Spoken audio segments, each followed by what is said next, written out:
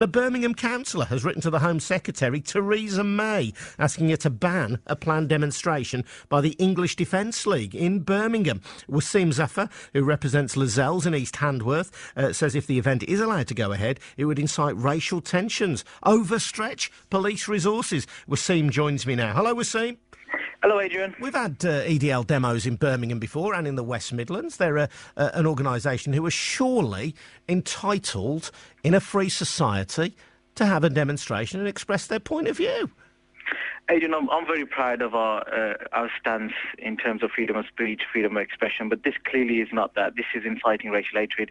We clearly saw in September 2009 the problems that EDL demonstrating and marching through Birmingham city centre caused.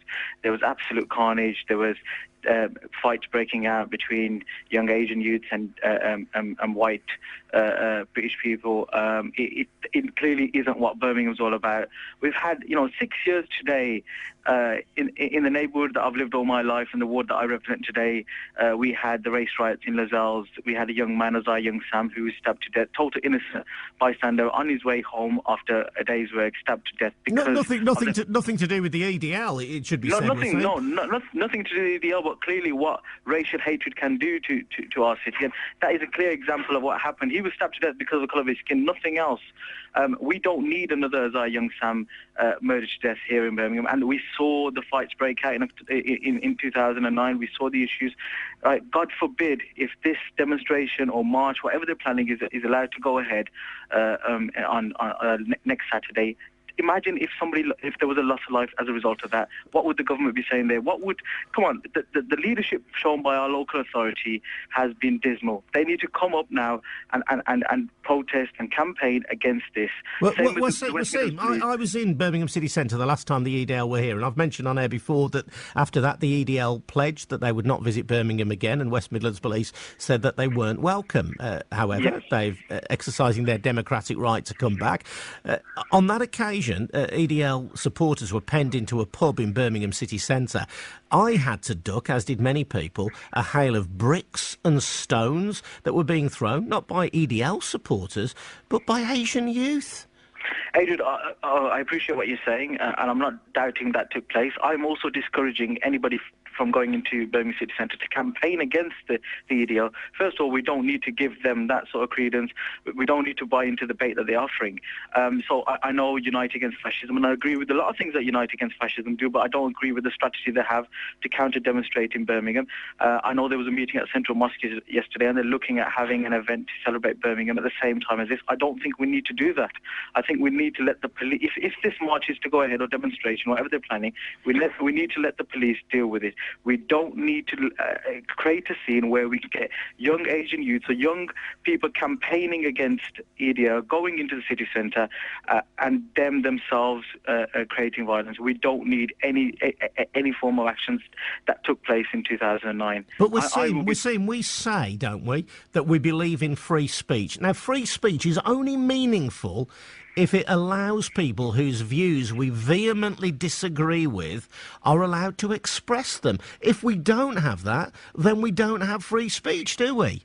Adrian, this is no different to extremist groups who, based on Islam, and Islam clearly doesn't mean this, but based on Islam, they were preaching hatred, and they were banned by the government. We clearly know that. And I don't see this is no different. I think the government needs to take a serious look at the intentions of the EDL. They come on the radio, they come on the TV, and they put their PR people up, and they have a nice face, smiling, talking about positive stuff and the fact that what Muslims have done to their country.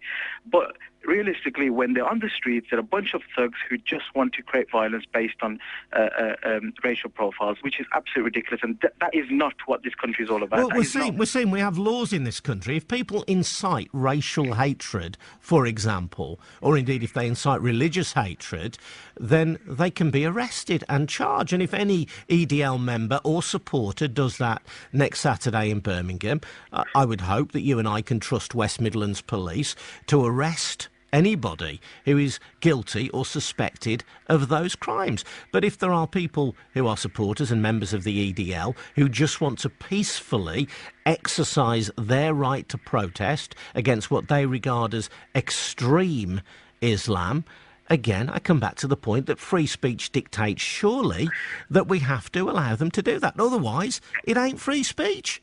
Adrian, there's not been many peaceful protests, demonstrations, marches by the CDL. Wherever they've gone up and down this country, it's been about creating violence. Well, is that because of them? Is that because of them, or is that because of groups like Unite Against Fascism, who always insist on turning out in numbers and, when they can, confront them? But the other argument, on the other hand, is UAF will say that they go out to peacefully protest against the views of EDL. I think we're on a non-winner here, and I think the government needs to step in. We don't need people campaigning, protesting against people's racial beliefs.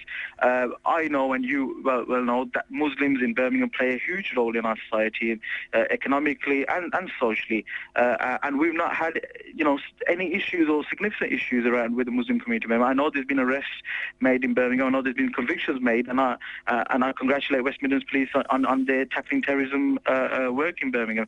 But by and large, the Muslim community in Birmingham is a fantastic community doing a lot of positive work. And what the EDL will do will incite racial hatred in the city. They'll as I said earlier on, I don't believe the strategy of Unite Against Fascism is appropriate. I think we should let the police, if the march goes ahead, let the police deal with EDL, let the police deal with these thugs who want to create carnage in our city. And I will be discouraging young people. I'll be discouraging all people to stay away from from the city centre, or particularly that section of the city centre where the EDL do plan to have that protest next Saturday. Wasim, thank you very much indeed for joining us. That's Wasim Zafar, who represents Lascelles and East Handsworth. Let's speak now to the leader of the EDL, Tommy Robinson. Hello, Tommy. How you doing? You all right? Yeah, very good. Tommy, just explain what you're planning to do in Victoria Square next week and why you're doing it. We're doing it. There's a list of reasons. Where do I start? There's constant problems coming from the Birmingham area. I talk to Brummies on a regular occasions about what's happening within their communities. We've seen the Undercover Mosque programme constantly. Any time it goes to Birmingham, you've seen the madrasa schools where it's a ticking time bomb. What's being taught in these Islamic madrasa schools across the country is that homophobic, it's anti-Semitic, it's anti-democratic, it's anti-British, and a whole generation are being turned against us. As we've seen, telling them not even to walk on the same side of the street as us. So what is homophobic, anti-Semitic and anti-British? So, their views. You had a preacher at Birmingham University come over to Birmingham University last year. He's on record as saying that when he's talking about adultery and homosexuality, that it's a public crime, it deserves a public punishment. Adultery is punishable by death, a slow and painful death by stoning. And he's talking at Birmingham University. But Tommy, I mean, as you acknowledge, that is a preacher. I'm not aware of this, but I'm not disputing that it happened. I just don't know. That's a preacher who came to Birmingham University who's not of the Birmingham Muslim community. You've just had six local Muslims arrested again. Well, Tommy, if they've been arrested, I don't think we should, in the greatest British traditions, I don't think we should be commenting on them until or unless any convictions or court cases heard. I think that would be in keeping with the finest British tradition, and not only that, it would ensure that we can carry on this conversation without being taken off the airwaves. Okay. But Tommy, you're using phrases like homophobia, anti-Semitism, anti-Britishness. Now, do you believe that is true of the Muslim community in Birmingham as a whole, that they are anti-Semitic as a whole, as a group, that they are homophobic and that they are anti-British? No, I believe that if they're following the teachings of the Quran, then yeah, it's homophobic. Yes, it's anti-Semitic. Do not take Jews or Christians as your friends. It promotes death for homosexuals. It promotes a lot of hatred. There's so much hatred coming out of it. Kill the disbelievers wherever you find them. Strike fear into the heart of the disbeliever. All these things. But don't get me wrong. I've grown up in Luton, in a multicultural town. Some of the best people I've met growing up are Muslim. Yeah, I know there's great Muslims. No one needs to win that argument with me. What I'm saying is there's a serious problem with certain ideologies of Islam that's happening across this country. Birmingham is being hit big with it. A lot of people are worried with what's happening in their communities, the Islamist control in their communities. You've got Hizb ut-Tahrir constantly, one of the most extremist organisations in the world. They're banned in most other European countries, constantly having rallies and marches, etc., and seminars in Birmingham. I don't know about it. I thought Hizb ut-Tahrir were actually banned in the UK as well, Tommy. No, they're not. No, they're not. They're not banned. David Cameron keeps promising to ban them, but as we see, it's all talk every time with our politicians, and we don't see anything like local Muslim MPs, like your man who was just on the radio. We don't see him coming out calling for them to be banned when they have their rallies, they have their marches. Well, Tommy, I'm not aware of a Hizb ut-Tahrir rally or march in Birmingham at any point. Let me tell you, Tommy, about a story we ran on BBC WM, which surprisingly wasn't picked up by any of the national or indeed the local media.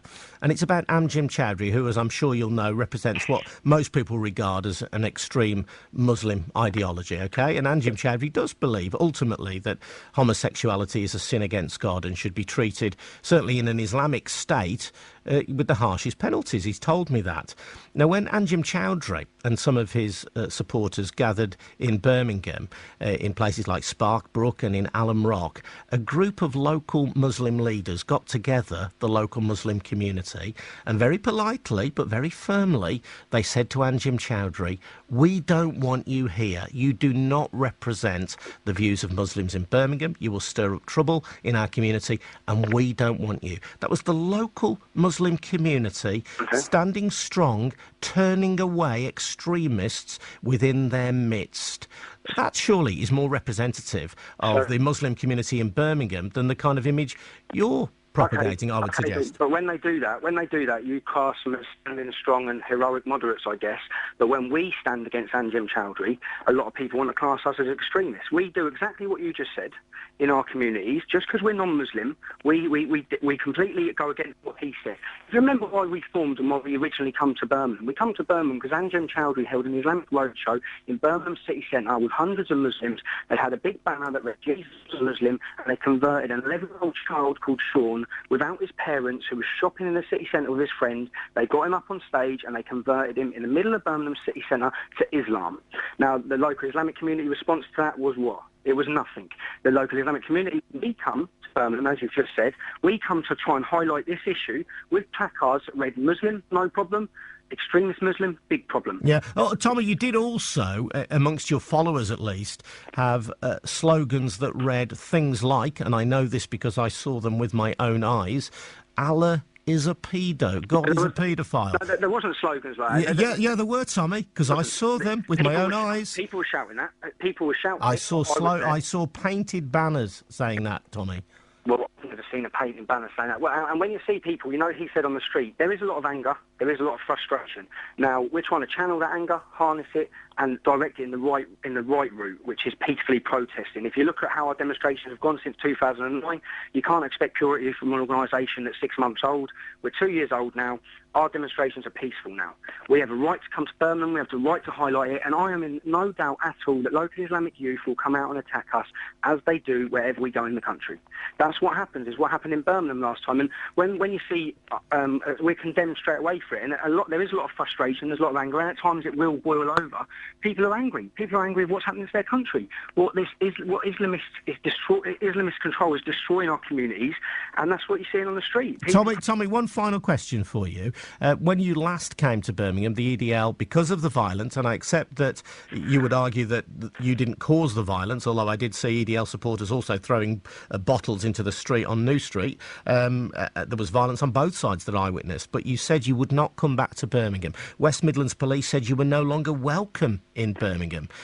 Why are you coming back? Because nothing's changed in Birmingham. No one's listening. It's not like we've got any confidence that West Midlands Police Force or local councillors are going to try and address the problems. They're not addressing them. They're pretending they're not there. The black community and the white community in Birmingham are treated with iron fists. The Islamic community are treated with gloves. And that's just the way it is. And it's not on. You can't have a two-tier policing system. There can be no master race. And I'm sorry, but there is a master race in certain areas in this country, and it's Islam. All and right. They've been treated... Yeah, sorry. No, Tommy, thank you. You've made your point. You've made it clear. I hope you think you've had a fair hearing on BBC WM today. That's Tommy Robinson, the leader of the EDL. We heard earlier from Wasim Zafar, who is a councillor in Handsworth and East Lazelles, calling on Theresa May to ban the EDL demo next week.